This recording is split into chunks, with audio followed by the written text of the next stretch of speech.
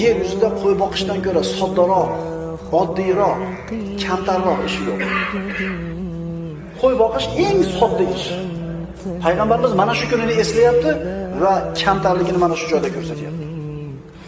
Inson qo'y boqib yurar ekan, fikr qilishlikka vaqti bo'ladi. Va endi insonda bo'sh vaqti bo'lsa, yana fikr qiladi-da. Endi siz qilayotgan ishingizni bir qarang-da. Har qancha daromad keltirmasin, agar sizni bo'sh vaqtingizni qoldirmayotgan bo'lsa, bu ish sizning xo'jayiningiz ekan.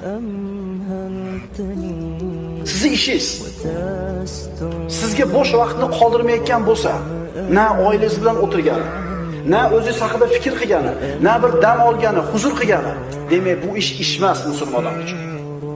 Musulmon odamning ishi, tirikchiligi kundalik hayotini o'tkazishlikning bitta bir asbobi. Hayotini maqsadi emas ish, birodarlar. Ish. Dunyoda birodarlar, g'arbiga qarasangiz ham, sharqiga qarasangiz ham katta bir zavodga o'xshab qolgan bu dunyo. Hech kimning bo'sh vaqti yo'q. Na otasi